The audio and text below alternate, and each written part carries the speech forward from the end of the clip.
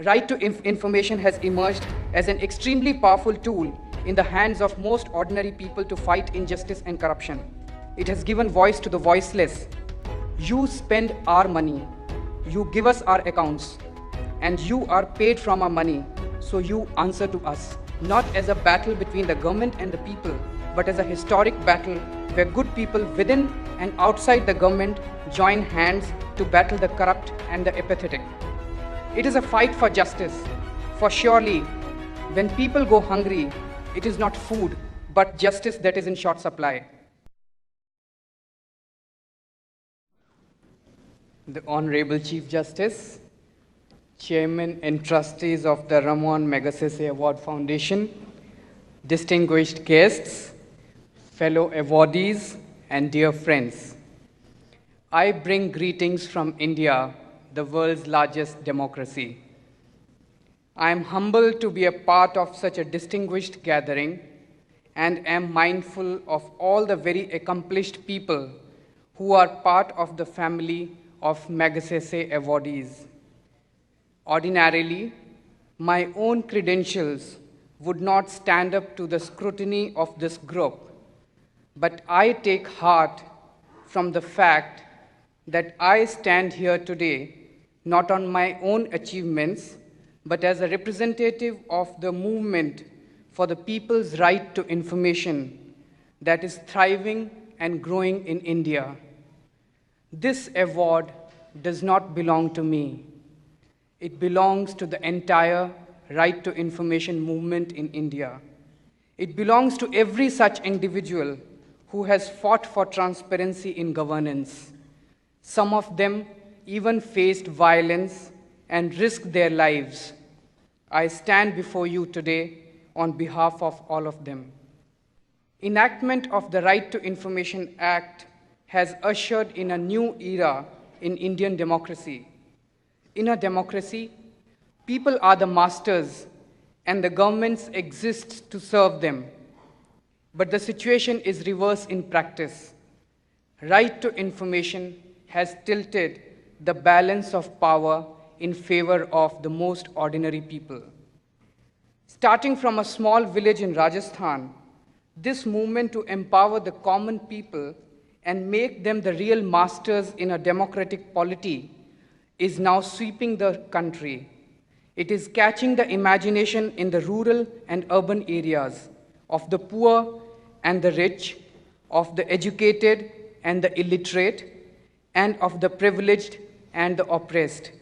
They all see it as a new awakening, a fresh way of solving the problems of poverty, of hunger, and of disease which have plagued our country and many other countries of the world for hundreds of years. They are joined together, for they see this not as a battle between the government and the people, but as a historic battle where good people within and outside the government join hands to battle the corrupt and the apathetic. It is a fight for justice, for surely when people go hungry, it is not food, but justice that is in short supply. It is this movement for right to information that has, in a short span of a few years, challenged the very basis of bureaucratic patronage and corruption that has plagued our society for centuries.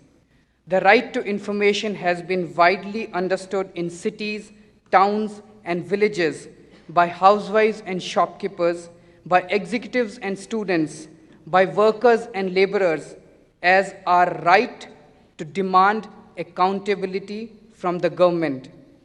You spend our money, you give us our accounts, and you are paid from our money, so you answer to us. Right to information has emerged as an extremely powerful tool in the hands of most ordinary people to fight injustice and corruption. It has given voice to the voiceless. Nannu, a very poor daily wage laborer, got his food card without bribes within a few days when he used right to information.